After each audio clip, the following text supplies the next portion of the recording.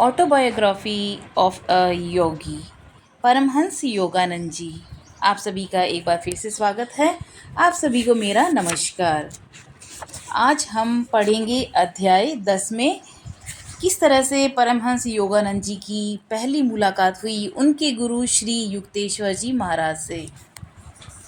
तो इस अध्याय का शीर्षक है मेरे गुरु श्री युक्तेश्वर जी से मेरी मुलाकात। ईश्वर पर श्रद्धा किसी भी तरह का चमत्कार करने में सक्षम है। केवल एक को छोड़कर बिना पढ़े परीक्षा में पास होना। अपने खाली समय में उठाई गई किताब को मैंने बेमन से रख दिया। लेखक का ऐसा वक्तव्य उसका अविश्वास दर्शाता है। मैंने सोचा बेचारा रात के अंधेरे में लालटेन के तेल को जलाने में उसका ज़्यादा यकीन है। मैंने अपने पिता का वचन दिया था कि अपने हाई स्कूल की पढ़ाई पूरी करूंगा। मैं परिश्रमी विद्यार्थी का ढोंग नहीं कर सकता। आगे के महीनों में मेरी उपस्थिति कक्षा में कम और कलकत्ता के स्नान घाट में ज़्यादा दिखने लगी। नदी से लगा हुआ शमशान घाट जो रात्रि के समय अधिक भयावह दिखता है, योगी उसकी ओर आकर्षित होते हैं। जिसे अमरत्व की खोज करनी हो उसे नर कंकालों से विचलित नहीं होना चाहिए। मनुष्य की अपूर्णता विभिन्न प्रकार की अस्थि कंकालों की विषादपूर्ण वातावरण से स्पष्ट होती है। इस प्रकार मेरा रात्रि जागरण एक पढ़ने वाले विद्यार्थी से अलग प्रकार का था। हिंदू हाई स्कूल के वार्षिक परीक्षा का समय तेजी से आ रहा था और परीक्षा का यह समय भी शमशान के भूत प्रेतों की तरह मेरे मन में एक दहशत पैदा करता था। फिर भी मेरा मन शांत था। भूत प्रेतों के क्षेत्र में जाकर ऐसे ऐसे ज्ञान को खोद कर ला रहा था जिन्हें लेक्चर हॉल में नहीं पाया जा सकता। लेकिन मेरे पास स्वामी प्रणवानंद की वह कला नहीं थी जो दो स्थानों में एक समय पर उपस्थित हो जाए। मेरी पढ़ाई की दुविधा अंतहीन थी, यह मेरा तर्क था। यद्यपि कई लोगों को यह कुतर्क भी लगता था। एक भक्त की तर्क शून्यता तभी आती है जब ईश्वर के हजारों कारनामों को सुनकर उसे लगता है कि इस मुसीबत से उससे भी बाहर निकाल लेंगे। अरे मुकुंद, मैं तो आजकल तुम्हें शायद ही कभी देखता हूँ, मेरी कक्षा के एक साथी ने गुरपार रोड पर चलते हुए कहा। ओह नंतु, मेरे स्कूल के न होने के मुझे निश्चय ही एक कठिन परिस्थिति में डाल दिया। उसे स्नेहपूर्ण दृष्टि से देखते हुए मैंने अपने दिल का हाल बताया। नंतु, जो एक तीक्ष्ण बुद्धि वाला छात्र था, दिल खोलकर हंसने लगा। मेरी स्थिति उपहासजनक थी। वार्षिक परीक्षा के लिए तुम तो एकदम भी तैयार नहीं हो, उसने कहा। लगता है अब मुझे तुम्हारी सहायता करनी होगी। नंतु के ये सहज सरल शब्द मेरे कानों में देवीय आश्वासन की तरह पड़े। मैं फौरन उसके घर गया और परीक्षा में जितने पूछे जाने वाले जो प्रश्न थे, उनकी संभावनाएं थी, उनके उत्तर उसने मुझे समझा दिए। ये प्रश्न ऐसे प्रलोभन हैं जो भोले भाले लड़कों को अपने परीक्षा के जाल में फंसा लेंगे। मेरे उत्तर को याद रखो, तुम बिना घायल हुए बच जाओगे। रात काफ़ी बीत चुकी थी जब मैं नंतु के यहाँ से निकला। बेमौसमी पांडित्य से लैस में दिल से प्रार्थना कर रहा था कि अगले दिन कुछ संकट भरे दिनों में मेरी बुद्धि काम करती रहे।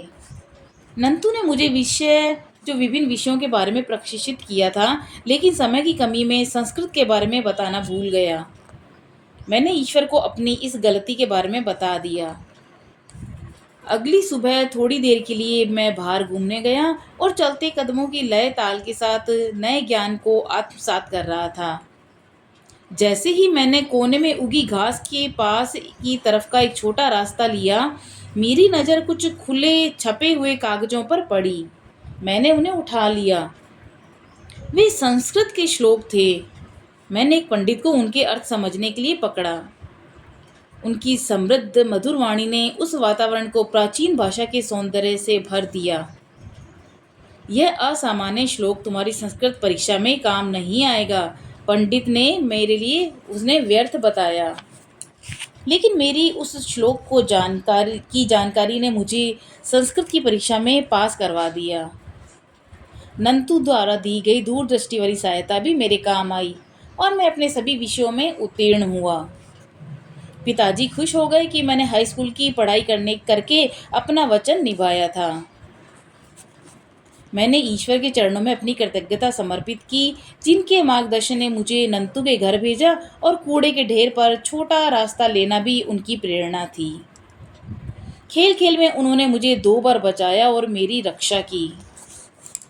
मेरी नज़र एक निरर्थक मानकर एक कोने में पड़ी हुई पुस्तक पर पड़ी, जिसकी लेखक ने परीक्षा भवन में ईश्वर की महत्ता को अपर्याप्त माना था। अपने मन में उठे इस विचार पर मैं बिना हंसे नहीं रह पाया। यदि मैं इस लेखक को यह बताऊं कि नर कंकालों के बीच दिव्य ध्यान से हाई स्कूल का डिप्लोमा मिल सकता है, तो उसकी उलझन और बढ़ जाएगी। अपनी इस प्रतिष्ठा से उत्साहित मैं अब खुलेआम घर छोड़ने की योजना बनाने लगा और अपने युवा मित्र जितेंद्र मजूमदार के साथ बनारस के महामंडल आश्रम में रहने वाले और उसकी आध्यात्मिक शिक्षा को प्राप्त करने का निश्चय किया। एक सुबह अपने परिवार और घर से अलग होने के विचार से मेरे अंदर गहरा विषाद छा गया। माँ के स्वर्गवास के बाद मेरा प्रेम अपने 2 छोटे भाइयों सानंद और विष्णु के प्रति बहुत बढ़ गया था। मैं अपने छोटे कमरे की तरफ दौड़कर गया। इस कमरे में मैंने साधना में लीन रहकर कई आकुल समय गुजारे थे। 2 घंटे तक आंसू बहाने के बाद मैंने अपने अंदर अभूतपूर्व परिवर्तन महसूस किया, मानो कोई चमत्कारिक सफाई करने वाला रसायन मेरे अंदर घुस गया हो। मेरा अंतर धुलकर एकदम साफ हो गया था। मेरे अंदर से सभी आसक्तियां गायब हो गई। ईश्वर को अपना सबसे सरल दोस्त मानने का संकल्प मेरे अंदर और दृढ़ हो गया। मैं तुमसे आखिरी बार याचना करता हूँ, पिताजी ने दुखी होकर मुझसे कहा, जब मैं जाने के लिए उनका आशीर्वाद लेने के लिए खड़ा था। मेरा और अपने दुखी भाई बहनों का त्याग मत करो। पूजनीय पिताजी, मैं आपके प्रति अपना प्यार कैसे व्यक्त करूं? लेकिन मेरा प्यार उस परम पिता के लिए ज़्यादा है, जिसने इतने संपूर्ण पिता मुझे दिए। मुझे जाने दीजिए, जिससे एक दिन मैं और दिव्य समझदारी के साथ वापस आ सकूं। पिताजी की अनिच्छापूर्ण स्वीकृति के साथ मैं बनारस के आश्रम के लिए निकल पड़ा, जहां जितेंद्र पहले से ही पहुंच चुका था। मेरे वहां पहुंचने पर वहां के युवा प्रमुख स्वामी दयानंद ने हृदय से स्वागत किया। लंबे हरे शरीर और चिंतनशील मुख वाला उन्होंने मुझे बहुत प्रभावित किया। उनका गौरवर्ण चेहरा गौतम बुद्ध के चेहरे जैसा था। मुझे ये देखकर खुशी मिली कि मेरे इस नए घर में एक अटारी थी, जहां मैं सुबह और शाम का समय बिताने लगा। आश्रम के सदस्य, जिन्हें ध्यान अभ्यास का अल्प ज्ञान था, उन्होंने सोचा कि मुझे अपना पूरा समय आश्रम के प्रबंधात्मक कार्यों में लगाना चाहिए। उन्होंने दिन के समय जो काम मैं ऑफिस में करता था उसकी सराहना की। ईश्वर को इतनी जल्दी पकड़ने की कोशिश मत करो। एक दिन जब सुबह सुबह अटारी के पास जा रहा था, तब यह कहकर मेरा उपहास उड़ाया गया। मैं दयानंद जी के पास गया, जो छोटे से कक्ष में व्यस्त थे। स्वामी जी, मुझे कुछ समझ नहीं आ रहा, यहाँ मुझसे क्या अपेक्षा की जा रही है। मैं ईश्वर के साथ प्रत्यक्ष अनुभूति की इच्छा रखता हूँ। ईश्वर के बिना मैं किसी भी चीज़ से संतुष्ट नहीं रह सकता, न अच्छे कार्यों के जुड़ने, न उनके सिद्धांत से और न उनका कार्य करने से। गेरुआ वस्त्र पहने उस संत ने स्नेह से मेरा कंधा सहलाया। एक नकली डांट दिखाते हुए उन्होंने आसपास के शिष्यों को कहा, मुकुंद को परेशान मत करो, वह हमारे तौर तरीके सीख जाएगा। मैंने शिष्टतापूर्वक अपना संदेह वहीं दबा लिया। शिष्यगण कक्ष से बाहर चले गए और उन पर डांटों का असर नहीं दिख रहा था। दयानंद जी को मुझे कुछ कहना था। मुकुंद, मैं देख रहा हूँ तुम्हारे पिताजी नियमित रूप से तुम्हें पैसे भेजते हैं। कृपा करके उनको वापस कर दो। तुम्हें यहाँ किसी चीज़ की ज़रूरत नहीं। दूसरा नियम पालन भोजन से संबंधित है। भूख लगने पर भी तुम उसके बारे में बात नहीं करोगे। मुझे नहीं पता कि मेरी आंखों से भूख दिख रही थी, यह मैं नहीं जानता, लेकिन मैं भूखा हूँ यह भली भांति जानता था। आश्रम में खाने का समय दोपहर 12 बजे का था और मुझे घर में 9 बजे तक अच्छा खासा नाश्ता करने की आदत थी। 3 घंटे का ये अंतर मुझे दिन प्रतिदिन और लंबा लगने लगा। कलकत्ता के वे दिन हवा हुए जब मैं 10 मिनट की देरी पर खानसामे को डांटता था। मैं अब अपनी भूख को नियंत्रित करने की कोशिश करता हूँ। एक दिन मैंने 24 घंटे का व्रत रखा। अगले दिन दुगने उत्साह के साथ दिन के खाने का इंतजार कर रहा था। दयानंद जी की ट्रेन लेट है, जब तक वह नहीं आ जाते हम खाना नहीं खाएंगे। जितेंद्र यह बुरी खबर लेके आया। पिछले 2 सप्ताह से स्वामी जी आश्रम में नहीं थे। उनकी स्वागत की तैयारियों में स्वादिष्ट व्यंजन बने थे। खाने की खुशबू पूरे वातावरण में फैली हुई थी। कल के उपवास के बाद अभी तक कुछ भी न मिल पाने पर मैं अपने उपवास के दंभ के अलावा और क्या निगल सकता था। हे प्रभु, कुछ तो ऐसा करो कि ट्रेन जल्दी आ जाए। किसी के पास भूख का जिक्र न करने की जो आज्ञा दयानंद जी ने मुझे दी थी, उसमें परमात्मा तो शामिल नहीं रहा होगा, परंतु परमात्मा का दिव्य ध्यान भी कहीं और था। घड़ी धीमी गति से घंटों दिखाती रही। अंधेरा छा रहा था जब प्रमुख महाराज ने मुख्य द्वार से प्रवेश किया। मैंने आनंदित होकर उनका अभिवादन किया। दयानंद जी अब स्नान करेंगे, फिर ध्यान पर बैठेंगे और तब जाकर भोजन परोसा जाएगा। जितेंद्र ने फिर किसी अपशगुन पक्षी की तरह मेरे पास आ गया था। मैं गिरने ही वाला था। मेरा युवा पेट इस तरह की कमी के लिए नया था। तेजी से वह इसका विरोध करने लगा। भूख से पीड़ित व्यक्तियों के जो चित्र मैंने देखे थे वे प्रेतात्माओं की तरह मेरे सामने से गुजरने लगे। बनारस में भूख से इस आश्रम में एक मृत्यु होने वाली है, मैंने सोचा। संभावित मृत्यु 9 बजे तक टल गई। खाने का बुलावा आया। मेरी स्मृति में यह खाना जीवन का एक संपूर्ण सार्थक समय की तरह था। भोजन करने में तल्लीन होने पर भी मैंने देखा दयानंद जी का मन खाने में नहीं था। जाहिर है वह मेरी स्थूल खुशियों से कहीं ऊपर थे। भोजन से मेरा पेट ठसाठस भरा हुआ था। जब मैं पठन कक्ष में उनके साथ अकेला था, मैंने उनसे पूछा, स्वामी जी क्या आपको भूख नहीं लगी थी? हाँ, भूख तो लगी थी। पिछले 4-5 दिन से मैं बिना खाना पानी के था। मैं कभी ट्रेन में नहीं खाता। जहाँ विभिन्न प्रकार के सांसारिक जीव रहते हैं, मैं अपने साधु के शास्त्रीय नियमों का पालन बहुत कड़ाई से करता हूँ। मेरे मन में कुछ आश्रम की समस्याएं छाई हुई थी। आज मैंने अपना रात्रि भोज ठीक से नहीं किया। जल्दी क्या है, कल से मैं ठीक से भोजन करूँगा और इसका ध्यान रखूँगा। और वह खुलकर हंसे। शर्म के मारे मेरा दम घुटने लगा। लेकिन बीते हुए दिन की यंत्रणा इतनी आसानी से भुला नहीं दी जा सकती। मैंने उनसे कहा, स्वामी जी मैं उलझन में हूँ। आपके निर्देशों का पालन करते हुए कल्पना कीजिए कि मैं कभी खाने के लिए नहीं कहूँगा, और यदि मुझे कुछ भी खाने के लिए न दें तो क्या मुझे भूखा मर जाना चाहिए? मर जाओ फिर। इस भयंकर उपदेश ने मानव वातावरण में विस्फोट कर दिया। मरना ही पड़ा तो मर जाओ मुकुंद।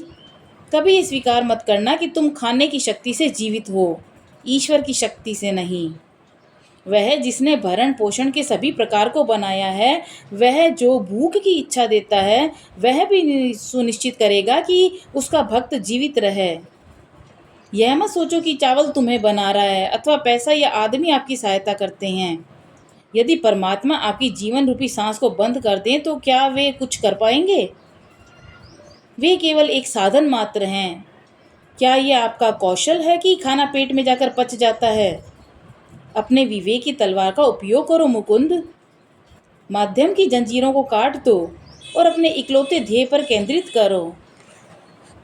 उनके चुभने वाले शब्द मुझे रीढ़ की हड्डी तक भेद गए। प्राचीन भ्रांति जिसके कारण शरीर के आदेश आत्मा को झुका देते थे, उसकी धज्जियां उड़ गई। उसी समय मैंने आत्मा की पूर्णता का स्वाद चखा। मेरे आगे के अनेक भ्रमणशील जीवन में कितने ही अपरिचित शहरों में बनारस के उस आश्रम के गुप्त आदेश को सिद्ध करने के अवसर आए। कलकत्ता से अपने साथ मेरी एकमात्र दौलत थी साधु द्वारा दिया गया चांदी का ताबीज, जो मेरी माँ ने मेरे लिए रख छोड़ा था। सालों से इसकी रक्षा करते हुए अब मैंने इस आश्रम के कमरे में छिपा कर रखा हुआ था। एक सुबह अपनी खुशी को फिर से पाने के लिए मैंने बंद बक्से को खोला। उसकी सील का कवर ज्यों का त्यों था, लेकिन ताबीज गायब था। मैंने दुखी होकर उसका लिफाफा खोला। मैं अपने को सुनिश्चित करना चाहता था, लेकिन ताबीज नहीं था, वह गायब हो गया था। साधु की भविष्यवाणी के अनुसार उसे शून्य से साधु ने आमंत्रित किया था और वह वापस उसी शून्य में चला गया था। धीरे धीरे दयानंद जी के शिष्यों के साथ संबंध बिगड़ते चले गए। मेरी दृढ़ उदासीनता से मेरा घर मुझसे दूर हो गया था। जिस आदर्श के लिए मैंने अपना घर और लौकिक आकांक्षाओं का त्याग किया, वही आदर्श अब आलोचना का विषय था। आध्यात्मिक दुख से एक दिन मैं अपनी अटारी में गया, इस निश्चय के साथ कि जब तक मुझे जवाब नहीं मिल जाता मैं ध्यान से नहीं हटूंगा। इस विश्व की दयामयी माँ मुझे या तो अपने दिव्य दर्शन के माध्यम से सिखाओ, अथवा जिसके माध्यम से आप सिखाएंगी उस गुरु को भेज दो। कई घंटे बीत गए। मैं सुबह सुबह कर याचना कर रहा था, परंतु कोई उत्तर नहीं आया। मुझे लगा मैं सशरीर उठता हुआ असीम महाशून्य में पहुंच गया हूँ। तुम्हारे गुरु आ जाएंगे, एक दिव्य नारी का स्वर न जाने कहाँ से गूंजा। इस दिव्य अनुभव को नीचे से आई आवाज ने छिन्न भिन्न कर दिया। नीचे हब्बू नाम का पुजारी मुझे बुला रहा था। मुकुंद, बहुत हो गया तुम्हारा ध्यान, यहाँ पर तुम्हें काम पर जाना है। कुछ और दिन होता तो मैं जवाब दे देता। मैंने अपने आंसू पोंछे और उदास और आदेश को चुपचाप मान लिया। मैं और हब्बू काफ़ी दूर बनारस के बंगाली बाजार में गए। सूरज तप तो रहा था, फिर भी गर्मी अभी ज़्यादा नहीं थी। हमने बाजार से सामान खरीदा। भरी भीड़ जहाँ गृहिणियाँ, गाइड, साधु, सादे वस्त्रों में विधवाएं, सम्माननीय ब्राह्मण, पुरोहित दल टहल रहे थे और बनारस के बीच से विचरते रंग बिरंगे सांडों के बीच में से रास्ता निकालते हुए जा रहे थे। हम आगे बढ़ते हुए जा रहे थे कि तब मैंने एक संकरी गली की ओर देखा। गली के एक छोर पर गेरुआ वस्त्र पहने एक साधु स्थिर खड़े हुए थे। उनको देखते ही मुझे ऐसा लगा जैसे युगों से मैं उन्हें जानता था। मैंने नज़र भरकर उनको देखा, फिर मन में संशय उठा। तुम इस घुमंतु साधु को किसी परिचित के जैसा समझ रहे हो? मैंने मन ही मन सोचा और स्वप्नदर्शी आगे बढ़ो। 10 मिनट बाद मुझे अपने पैर सुन्न से लगे, जैसे वह पत्थर बन गए हों। वे मुझे आगे नहीं जाने दे रहे थे। बड़ी मेहनत से मैं मुड़ा तो पैर सामान्य हो गए। जैसे ही मैं दूसरी दिशा की ओर मुड़ा, मेरे पैर फिर से पत्थर की तरह भारी हो गए। यह साधु चुंबक की तरह मुझे अपनी ओर खींच रहा है। इस विचार के साथ ही मैंने हब्बू का सामान का थैला उसे पकड़वाया और वह मेरे पैरों की हरकतों को आश्चर्य से देख रहा था। और फिर वह ठाका लगाकर हंसने लगा। तुम्हें क्या परेशानी है? क्या तुम पागल हो गए हो? मेरे मन में हलचल मचा रही भावना के कारण मैंने कोई जवाब नहीं दिया और वहाँ से तेजी से चल दिया। मैं ऐसे चला मानो मेरे पंख लग गए हों। मैं संकरी गली पहुंचा, जहां मेरी नज़रों ने उस शांत मूर्ति को देखा, जिनकी नज़रें एकटक मुझ पर टिकी हुई थी। कुछ ही उत्सुक कदम और मैं उनके चरणों में था। गुरुदेव, वह दिव्य चेहरा वही था जिसे मैं अपने दिव्य दृश्य में हजारों बार देख चुका था। शांत तेजस्वी नेत्र, सर पर घने लहराते केशों के साथ घने बालों से आच्छादित नुकीली दाढ़ी और सिंह के समान ललाट, इनको मैं प्राय अपने ध्यान में देखते हुए पाता था। उनकी आंखों में एक वचन था जिसे मैं पूरी तरह से समझ नहीं पाया। ओ मेरे प्रिय, तुम मेरे पास आ गए। मेरे गुरु खुशी से कांपते हुए बार बार बंगाली में मुझसे कह रहे थे, कितने वर्षों से मैं तुम्हारी प्रतीक्षा कर रहा था। शब्दों का अब कोई महत्व नहीं था। हम निशब्द की एकता में एक हो गए। आवाज रहित जाप में गुरु संवाद सीधे शिष्य के हृदय में समाता चला गया। अपने अंतर्मन में मुझे पता चल गया था कि मेरे गुरु ईश्वर को जानते हैं और उन तक मुझे पहुंचा सकते हैं। इस जीवन का अंधकार अपने पूर्ण जीवन की यादों में अदृश्य हो गया। नाटकीय समय, भूत, वर्तमान, भविष्य, यह सब चक्रकाल गति में है। सूर्य मुझे इन पवित्र चरणों में कई बार देख चुका था। मेरा हाथ पकड़कर मेरे गुरु मुझे अपने राणा महल क्षेत्र में ले गए। उनका खिलाड़ी जैसा शरीर स्फूर्तिवान था। लंबे तना हुआ सीधा शरीर, उम्र करीब 55 वर्ष। लेकिन उनकी चाल में युवकों जैसी चपलता और सक्रियता थी। उनकी काली विशाल सुंदर आंखों में ज्ञान का तेज था। हल्के हल्के घुंघरालू केश उनके रोबेली चेहरे को सौम्य बना रहे थे। शक्ति बहुत सूक्ष्म तरीके से कोमलता में मिल गई थी। जब हम पत्थर की बालकनी में पहुंचे जहां से गंगा साफ दिखाई दे रही थी, उन्होंने बहुत प्यार से कहा, मैं अपना आश्रम और जो कुछ भी मेरा है तुम्हें दे दूंगा। सर, मैं यहाँ ज्ञान और ईश्वर के लिए आया हूँ। मुझे आपका केवल वही गुप्त धन चाहिए। संध्या का धुंधलापन उतर आया था। उनकी आंखों में मेरे लिए अथाह स्नेह उमड़ रहा था। मैं बिना किसी स्वार्थ के तुम्हें प्रेम प्रदान करता हूँ। अमूल्य शब्द। 1/4 शताब्दी बीत गई जब मुझे प्रेम के एक अन्य बोल सुनने को मिले। उनके होंठ ऐसे शब्दों के लिए तैयार नहीं थे। उनके सागर समान हृदय को मौन प्रिय था। क्या तुम भी मुझे वैसा ही निस्वार्थ प्रेम दोगे? उनकी आवाज़ में बालक की तरह विश्वास था। मैं आपको हमेशा के लिए प्रेम करूंगा गुरुदेव। साधारण प्रेम स्वार्थी होता है। उसके अंदर इच्छाएं और संतोष गहराई तक होता है। दिव्य प्रेम बिना किसी शर्त, बिना किसी सीमा के अपरिवर्तित होता है। शुद्ध प्रेम के स्पर्श मात्र से मानव हृदय में होने वाले परिवर्तन सदा के लिए रुक जाते हैं। आगे उन्होंने नम्रता से कहा, यदि कभी भी तुम मुझे ईश्वर प्राप्ति की अवस्था से विचलित होते देखो तो वचन दो कि मेरा सिर अपनी गोद में रखकर मुझे उस प्रियतम प्रभु के पास लौटने के लिए मेरी सहायता करोगे जिसे हम दोनों पूजते हैं। बढ़ते अंधकार में वे खड़े हुए और मुझे अंदर के कमरे में ले गए। हम आम और बादाम की मिठाइयाँ खाते हुए वार्तालाप कर रहे थे। अपनी बातचीत बिना किसी आलोचना के उन्होंने मेरे स्वभाव के बारे में अपना ज्ञान व्यक्त किया। उनकी विनम्रता और अगाध ज्ञान को देखकर मैं अभिभूत हो गया। अपने ताबीज के लिए दुखी मत हो, इसने अपना काम कर दिया है। एक दिव्य दर्पण की तरह उन्होंने मेरे पूरे जीवन का प्रतिबिंब देख लिया था। गुरुदेव, आपकी उपस्थिति की सच्चाई का आनंद किसी प्रतीक से कहीं ज़्यादा है। जहाँ तक आश्रम में तुम्हारी दुखद स्थितियों का संबंध है, उसमें अब परिवर्तन का समय आ गया है। मैंने अपने जीवन के बारे में कुछ नहीं बताया था। अब यह निरर्थक था।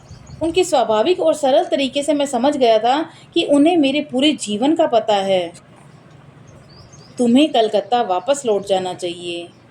मानवीय प्रेम से अपने रिश्तेदारों को क्यों वंचित करते हो? उनके सुझाव ने मुझे निराश कर दिया। मेरे परिवार ने मेरी वापसी की भविष्यवाणी की थी। यद्यपि मैंने उनकी याचना भरी चिट्ठियों का कोई जवाब नहीं दिया था।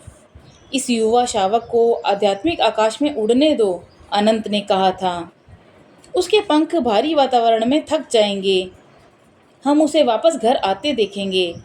तब हम इसे अपने पंखों को समेटकर वापस घर के घोंसले में आराम करते देखेंगे। उनके कहे ये शब्द मेरे मन में अभी भी ताज़ा हैं। मैं कतई वापस कलकत्ता जाने के मूड में नहीं था।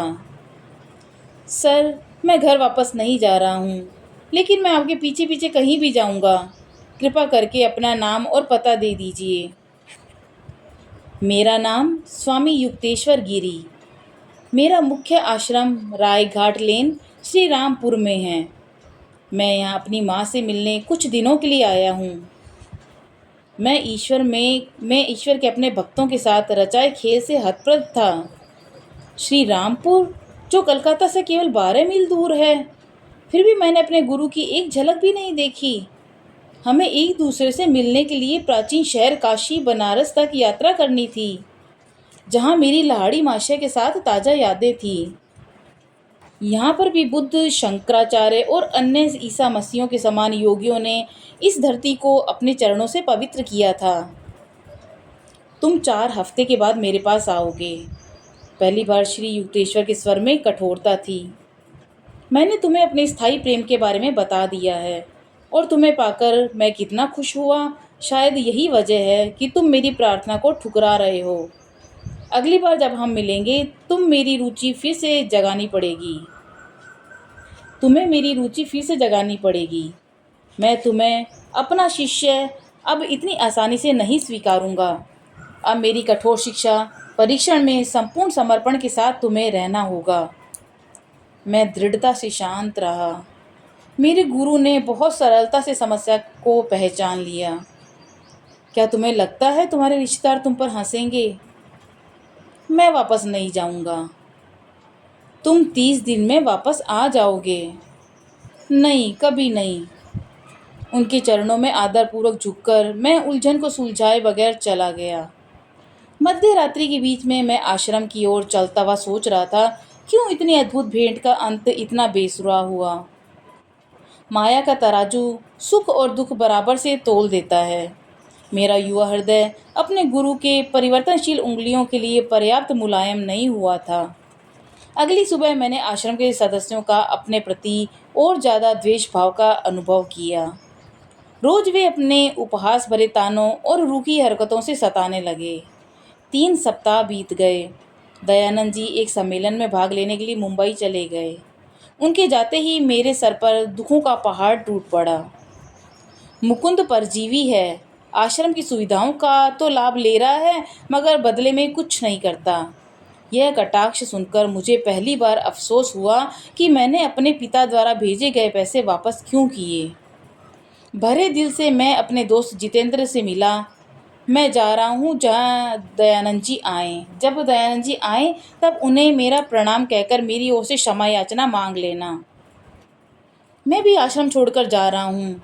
मेरा ध्यान करने के प्रयासों का हाल भी तुम्हारी तरह ही है, जितेंद्र ने भी दृढ़ता से कहा।